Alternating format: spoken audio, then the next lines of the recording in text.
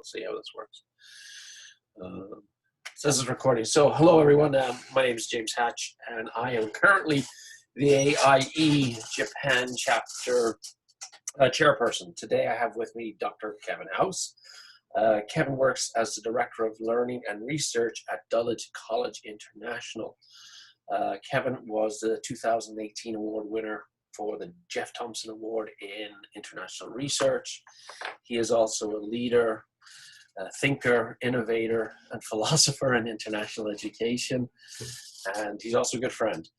Kevin, I guess to get going, can you give us a little bit of a background? Because you bring a different background to leadership, I think, in terms of the ability to balance experience, classroom experience, but also having led and innovated in a number of areas. Yes, thanks, James.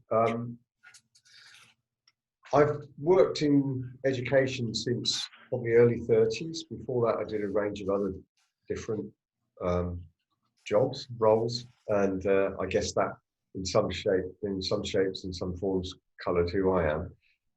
So coming to education late, I think, made me able to see it outside of the institutional practices that it has. If you think about teaching as a profession, oftentimes it's not a criticism, it's just a reality. Oftentimes people go from school to university to teach training and back to school, and sometimes can work for 30, 35 years in that institutional regime. And for me, coming to teaching late, I think allowed me to understand better than perhaps I would have if I'd gone straight into teaching as a profession from school. It just made me understand that there are kind of different narratives that evolve around work and employment, and about how what you do for a large part of your waking day informs who you are. So I guess what we'll come to talk about in a minute, it plays to that. But very early on, I went overseas. I'm originally from the United Kingdom, went overseas. First of all, in Africa, worked for the governments in government schools in Botswana, then returned, did some postgraduate study in the UK for about 18 months, and then moved over to Thailand, then Spain, then China, and finally in Singapore. So the last 20 years or so I've been working really in the Asia-Pacific region as an international educator, working with to begin with a British style of international schooling, but more latterly for the last 15 or 16 years, excuse me, working with IB and IB continuing schools in particular. I worked through from teacher up to principal, and then about 5 years ago decided I wanted to try something new, so I moved into an executive role with the International Baccalaureate to begin with as the head of regional school services for Asia Pacific, and then latterly as one of the heads of IB World Schools, as IB restructured the way it portfolioed and managed the school relationships. And then joined Dulwich a couple of years ago, worn a number of hats, still am wearing a number of hats, but again, all of those experiences, I think, have allowed me to reflect on education, particularly in the Asia Pacific region, and its impact, and also consider at reasonably deep levels what I think the future would be for it. Yeah, thank you. Some of your recent work, a lot of your recent work has been shaped, as you said, by the Asia Pacific region. But one of the questions I seen you exploring was the notion of function and purpose of education, and it's an area that a lot of people don't think of, or they don't separate the two. I wonder if you could talk a little bit about your own thinking and your own research into this notion around function and purpose, and maybe specifically speak to the Asia region. Yes, certainly. For me, I guess my background, in postgraduate study in particularly, I touched on it as an undergraduate, but really got involved with it doing masters and then in doctoral work. I've always been very interested in theory and looking at, particularly coming from a background of English study, looking at, I suppose, the narratologies. What stories do we tell about ourselves? And as you look at education, what stories inevitably evolve from education and its purpose, the impact of policy, the impact of practice. All of those things create, in a sense, being a kind of dyed-in-the-wool Foucauldian for me, create discourses. So those discourses have an impact on the individual, have an impact on the collective. So what's intrigued me over the years with Asia Pacific, particularly in international education here, is that you see a synergy of two worlds, really. If you think about Western worldviews, much has been written about our perhaps fixation on the notion of the individual as opposed to the collective. And of course, moving into an Asian context, many of the philosophies and traditions in Asia focus more on in the sense of the social self as opposed to the individual self. And I suppose looking at Western forms of education, which are usually what's transposed into an Asian context, you know, these criticisms have been made about even the international curricula like the IB, is that really you're taking a set of Western values and you're transposing them into an Asian context. And what's the impact on those communities? So that led me to think more about purpose and function, particularly of international education in an Asian context. Recently did some work, paper for a conference through the International School of Geneva, where I tried to explore that a bit further, drawing on a philosopher that you and I both worked with back at Bath, Andy Stables, who wrote a paper where he tried to identify the purpose of education. Now, of course, Andy was writing in a Western context, and he was largely, I would say, looking at public education. Because again, probably come to it later, I think the tensions that exist between public and private education are real, they're tangible, they create different perceptions about what the purpose of education is. And then more latterly, I've enjoyed reading a lot of Gert Biester's work, and in some of his papers written around 2008, 2009, he talks about the function of education. So what I did is I really looked at the purpose. Andy Stables lays out 4 purposes. One of them is moral, one of them is about empowerment, another one's about economic, another one's about equity. Those I saw really more as extrinsic drivers. So in a sense, these are societal things, societal purposes that have an impact on the individual going through an educational journey.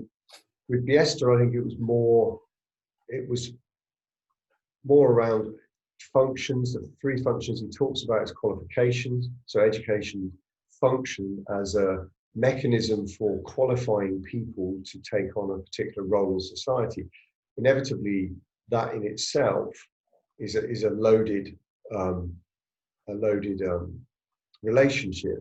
And then he also talks about socialization, pretty self-explanatory, but really his take on it, as opposed to it being more of a form of governmentality, it's more about the social norms that are perhaps not written in the curriculum. So often those aspects of the hidden curriculum and the impact on the individual.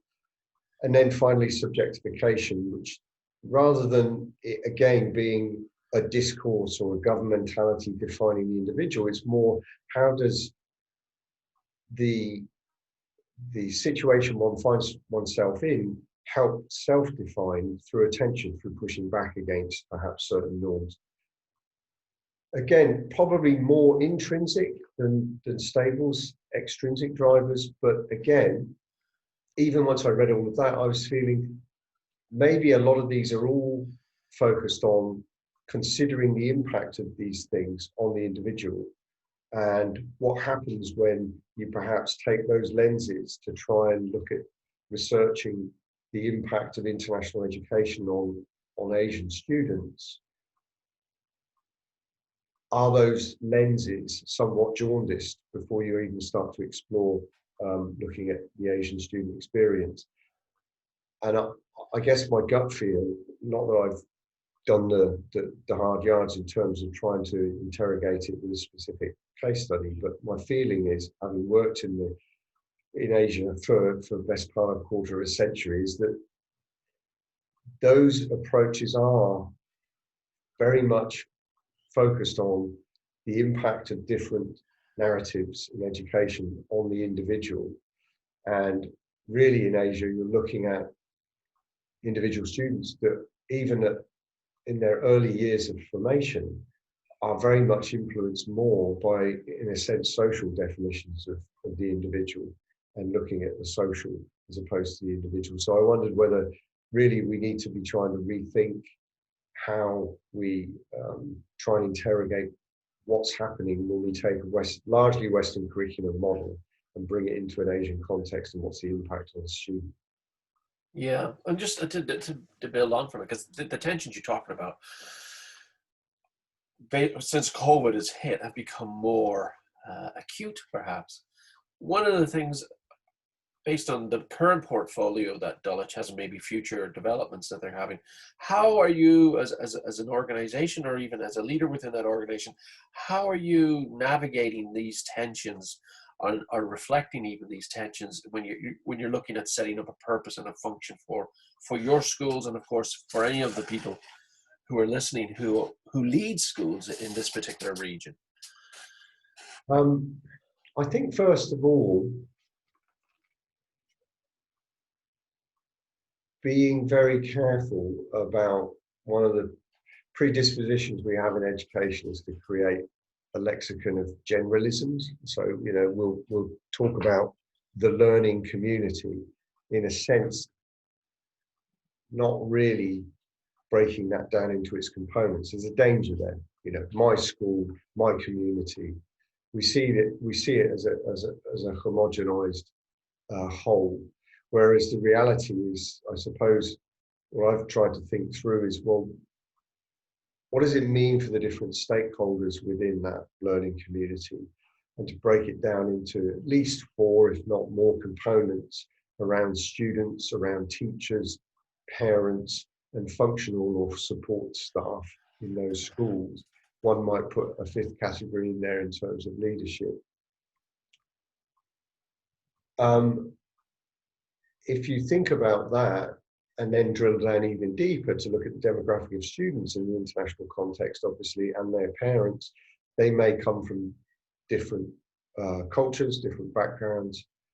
And so when thinking through things like policy or support or understanding experiences, whether it's the experience for the parent, experience for the student, I think one needs to be far more culturally sensitive, interculturally aware, as it were.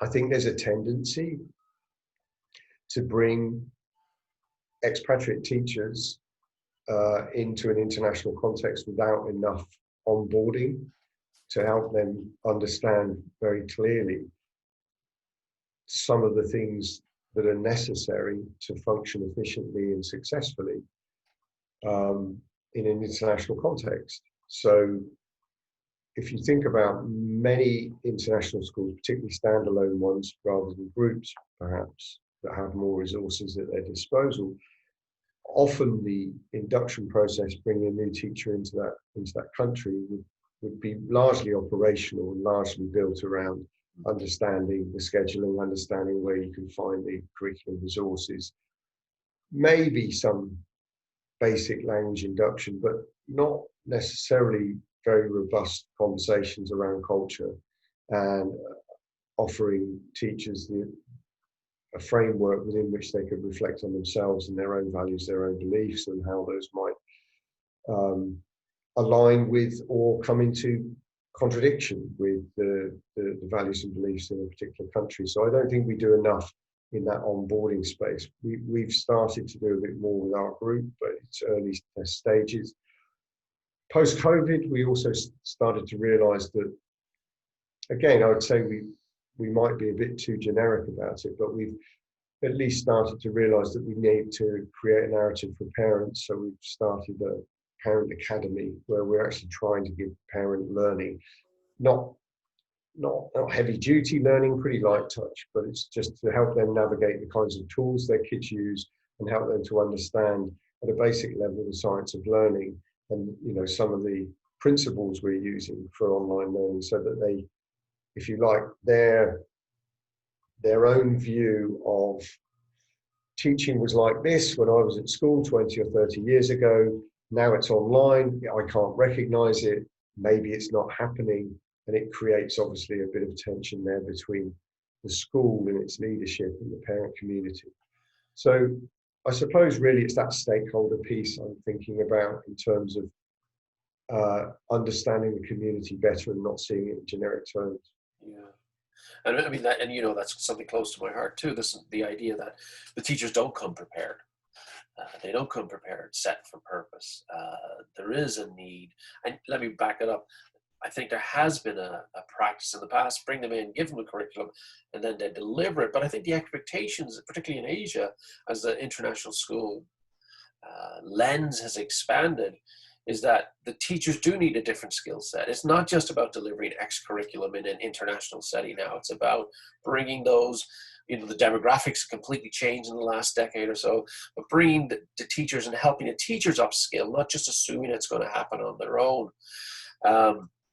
And so, I think it needs to be an ongoing process where you identify the needs of your, as you said, the needs of your community. I think another key point you hit on there is this idea that my own experience has been that in Japan anyway, the parents are often forgotten as the primary educators of students. And I don't think we can do that. But in order to do that, exactly as you said, there's a need to translate for parents who aren't necessarily professional educators what is going on in an international classroom. For example, inquiry-based learning over, say, rote-based learning towards an exit exam. So I think that's an interesting tension, but how an organization sets that up and how one makes it explicit needs a lot more emphasis. Yeah, I think you're right. The parent is a partner in this, and I think there's definitely in the 20th century and on into this century, there's been a sense in which teaching is some sort of form of alchemy, that it all happens behind the school gates, and at the end of it, kids get these qualifications and then move into, and we even use that phrase in our own discourse, they move out into the real world. So, you know, in other areas, I've talked about schools being what Foucault talks about heterotopias. So these social spaces that exist, both in the physical sense, but also in a metaphorical sense, in that they are real places. You can go to them. A school, I think, is an example of this, where you can go to a school and enter it, walk around, you know, inhabit the physical space of the school, but the school also has an impact at a societal level on consciousness. It has a metaphorical relationship with us. We attach the notion of school as an institution to a variety of different things in a variety of different ways. And so, in a sense, school is a movable object or a movable concept, and it can mean different things to different people. And I think more and more, as in the private sector in particular, and I mentioned earlier, I think there's a distinction between public education and its purpose and private education, particularly international private education, in that you can't move away from the fact that in private education, the key stakeholder here is paying for what the teachers do. And that creates a different relationship, a different dynamic. And I think more and more, the teacher has an obligation, and the school has an obligation to bring the parents into the conversation, not just at parent-teacher conferences or student-led conferences, but actually bringing them in to do more than talk about their job, for example, as many schools would do, and to bring them in to understand how learning is constructed, to understand how evidence of learning is evaluated, and really bring them into the conversation more and actually try and garner their ideas, I would say. Because at the moment, in many private school contexts, the dialogue tends to be either non-existent or it's one of conflict. So that, you know, the parents you hear from the most is a commonly suggested notion. The parents you hear from most are the ones who've got the complaints. Well, of course, if you look at that another way, it's perhaps that's the sign of a broken relationship. In a more corporatized environment, people might call it the customer experience, or and I actually don't have a problem with that. I know a lot of education, there's a tendency to push certain corporatized language and lexicons back at arm's length, as if there was something sullied about that. But I do think in many other aspects of business, and let's not forget, private education is a business. There's a lot of effort and time put into understanding customer experience. And I think once you start using those sorts of lenses to interrogate the relationship that schools have with the parent body, and you become more aware of the customer relationship with the parent, and I don't mean that to say it's a two-dimensional game playing, but if you can make it an authentic relationship, I think there's a lot of power in that. And also, from research we did when I first joined Dulwich, better understanding the student learning experience. Too much education has spent time effectively broadcasting a curricular experience without necessarily reflecting on how's that land with the students. When I joined Dulwich, we did a research project where we talked to about 5,500 kids across Dulwich colleges and high schools. We also talked to about 1,000 faculty and about 600-700 parents. But by and large, we really wanted to get a steer on what is the student experience of learning. Teachers will tell you very genuinely, and it certainly isn't a criticism, but teachers will tell you their own versions of the learning experience. But of course, talking to the students, what came up time and time again were different experiences. And even if some of those were perception gaps with the students, a perception gap is still as genuine as a genuine gap, you know, in the sense that if the well-being would be a topic that's on everyone's lips at the moment, an example would be students would be talking about stress and anxiety. They would talk about teachers see me as a university destination or a grade. They don't really see me as a person. I feel not enough is being done to address my own personal well-being.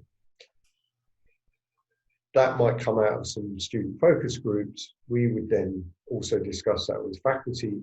Faculty might say, but we have a whole well-being curriculum. But as one student memorably said to me, I'm really stressed. I'm in a boarding school. I'm working long hours in the school day. I'm working long hours to study at night. And now they've created an hour of well-being where I can sit quietly and think about how stressed I am. So the perception gap for the student was tangible. The school thought it was doing the right thing, but the student said, putting another hour in my day to create a space for us to explore how stressed I am wasn't actually making me any less stressed. And really, it was a much bigger problem in terms of stepping back and going, is the curriculum and the student learning experience just too busy?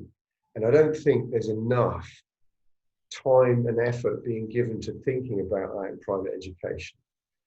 You know, we have to appreciate, for wrong or for right, children's social lives now with the media that they have to interact with, and we can't be like Canute sitting as the tide comes in around us and pretend that if we say no phones in schools, or we go through regimes of confiscation and other, for me, ridiculous narratives. The reality is, this is the world they live in.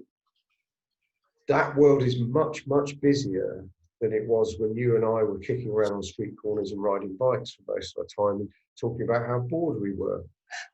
Those conversations haven't gone away. Kids are still bored, but they're also stressed by the social interaction. They can't switch off. We can try and create as many spaces. We can create a mindful hour, but that really isn't addressing the problem. They can also pull a lot more content from the cloud, and if that's curated appropriately and we give them the critical thinking skills, we could probably trim back a lot of the fat in the curriculum, where teachers are really doing the stuff that kids can probably pull more efficiently out of the cloud. And therefore, teachers could spend a lot more time focusing on the relational. How do we build communities? How do we build relationships? How do I, as an adult, become an important figure in the life of this child as they move into young adulthood? How can I have an impact positively on them and help them understand the difficulties it is to navigate from being a child through adolescence to early adulthood, and all of those tensions around trying to figure out and define who you are. I don't think teaching spends enough time doing it. I don't think teacher training spends hardly any time doing that. So therefore, teachers, of course, come out of the teacher training factory thinking, well, I've got to focus on curriculum, I've got to focus on content, and I've got to focus on assessment.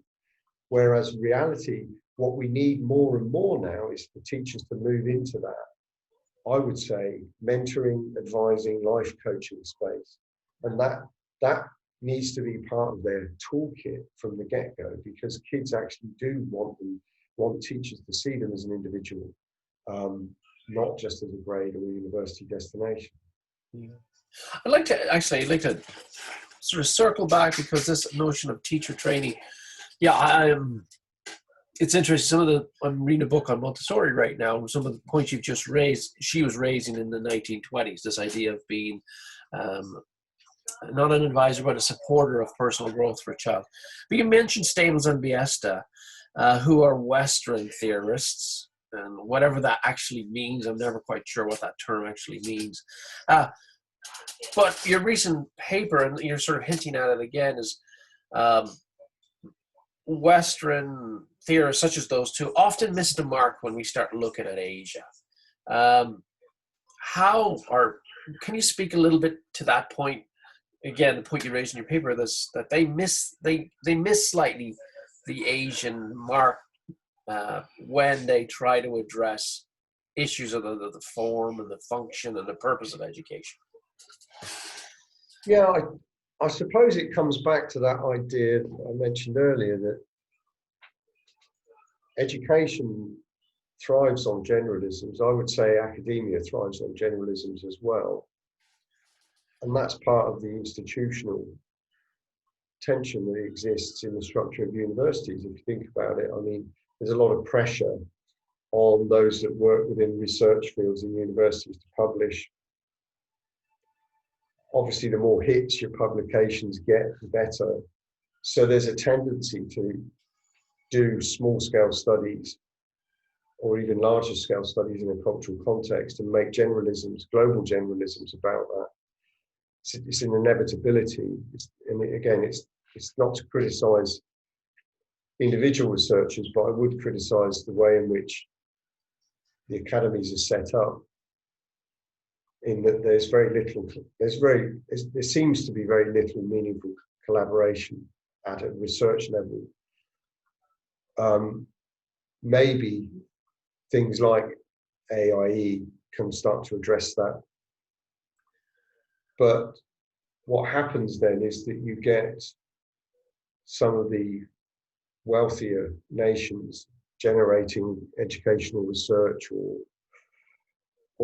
multiple forms of research, and then that being used as a cultural lens to try and analyze different cultural perspectives. And I think that's where it misses the mark, is that the generalisms that come out of that research can often not transpose well. You know, like I said at the beginning, Absolutely. I don't think we understand when we take Western methodological approaches. I don't think we understand at a sociological level the structure of many Asian cultures. We don't really.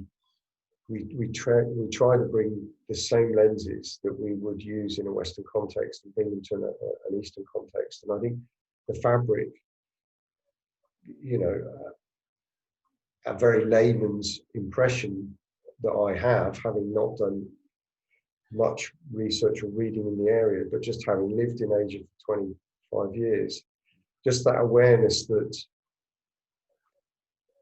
the social and more importantly, the family as a unit is very, very different to what it is in the West.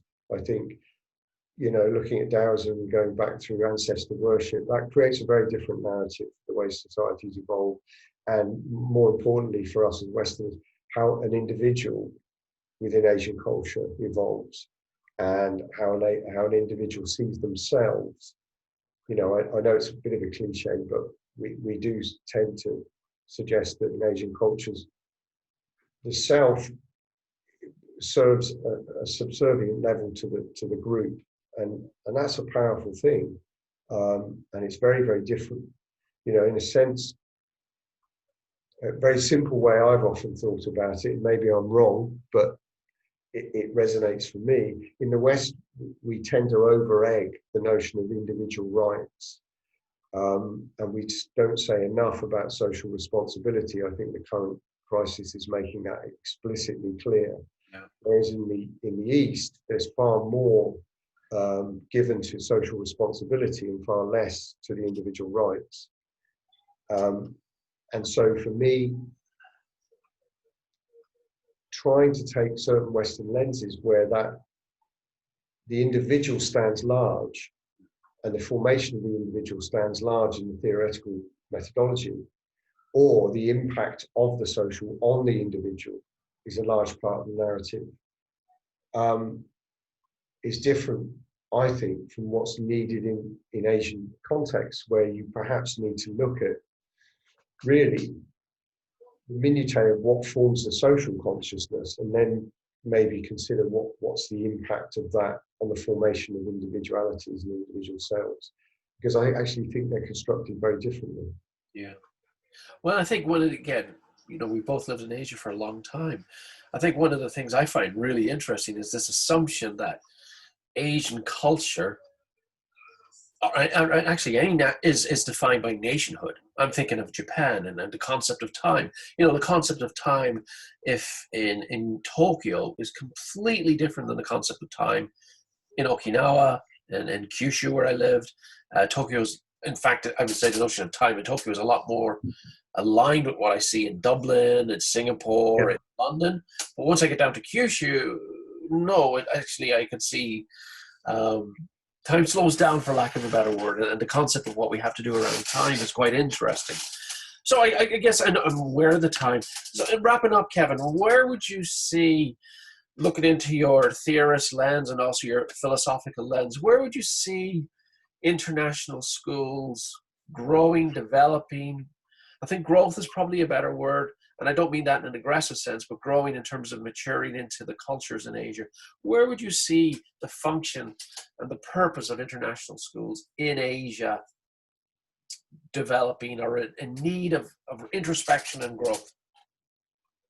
It's a good question. Obviously, the group I work for, we have 13 schools across Asia Pacific. 7 of those are in China. Okay. And you don't need to be a crystal ball gazer to realize that China is in the ascendancy here.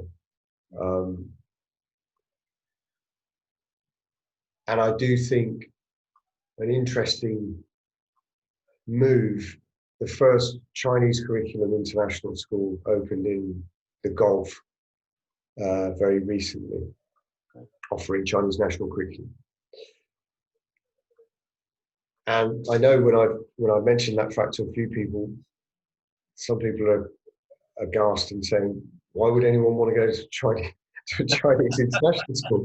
And you kind of go, people probably said that 40 or 50 years ago about English language international schools in various parts of the world. So I don't think it will be too long before an international flavor of Chinese private schooling may emerge in China.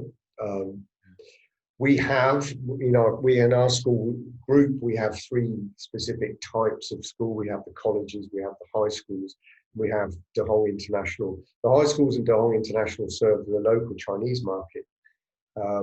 So Chinese students who've left the Chinese national curriculum in the high schools, they sit the Zhonghao in grade 9 and they go into the high schools and follow a largely British style curriculum. In Dehong, we are running bicultural, bilingual K-12 schools where the kids follow the Chinese national curriculum. The medium of instruction is Chinese and English in some of the subjects. So some of those subjects, Chinese national curriculum subjects, are taught by expatriate teachers. And the kids go through to the Zhonghao in grade 9, and then they go into an international bridging program into IB diploma. That's an interesting space. So I suppose in certain contexts, China being one, I think you'll start to see a diversification of what international curriculum means, and possibly a move back to an internationalized version of the CNC, the Chinese national curriculum, as opposed to importing an English, American, a French or a German or an IB curriculum. And that may even become, legislated, given the way Xi Jinping seems to be taking the country in terms of having things like a specific qualification that international teachers will have to engage with up to 20 hours of learning around Chinese morals and values, for example. In other parts of Asia, possibly the same thing. Yeah, definitely. As China grows, you could see more and more Asian countries saying, if I want my kid to learn a second language and I'm in Indonesia, then I think it probably needs to be Chinese, not English. So, the next couple of decades, you could start to see a much bigger growth of Chinese international school. And it may be that some of the Western international curriculum models have to embrace more robustly than they do at the moment, a Mandarin element, potentially. Okay. Well, I'm going to leave it there because I've taken up a lot of your time. Thanks for sharing your ideas, and look forward to seeing you in the real space for everybody. Any closing thoughts that you'd like to leave the group? Again, Japan and this idea of embracing the other. Hot topics right now. You spend a lot of time looking at it. I know particularly China, but in terms of Japan, we do have some of the issues you said. We do have those issues here. We've seen the government start to support what we call tier 1 schools, private local Japanese schools, adopting the IB, but now they're even beginning to move away from that and starting to develop locally developed international programs. Any thoughts on that? And then I will let you go and have a lovely morning, I hope. Thanks, James. I think the political populism that we've seen rise in the last sort of 5+ years is having an impact now on international education. So that, as you say, in Japan, there's a rise there. There's an impetus to go back to focusing on the local as opposed to the global or the global, as some call it. And I think you're going to see more of that. I think the important challenge for those of us that have enjoyed and gained a lot of personal, professional richness out of working and having the honor of working across cultures and being welcomed by other cultures and enjoying being an international educator. For us now, the time, I suppose, the time is ripe for us to try and maintain a level of reflection and sensitivity, and as I said earlier, it's cultural awareness, because I think in certain contexts there'll be more and more of a sense in which we are outsiders as opposed to, and maybe in some contexts, unwelcome guests. And maybe that could be something that happens with international schooling. And I think post-COVID, when we do get to a stage where we feel there's a certain level of normality's return, I think we can all see that there's probably going to be fewer international schools in existence than there was before. So on a pragmatic level, how do we as educators, I suppose, rebrand ourselves and become flexible and move into new areas, new forms of education? Online, of course, is going to be an area, I think, which we'll see a lot of growth in. Maybe we as educators have to enter the gig economy and balance some face-to-face teaching with some on-screen teaching delivered across multiple different contractual arrangements. I don't know. I think it's going to be changing. As always, Kevin, it's been a pleasure. Thank All right. you very much, and good luck. Thank you. See you.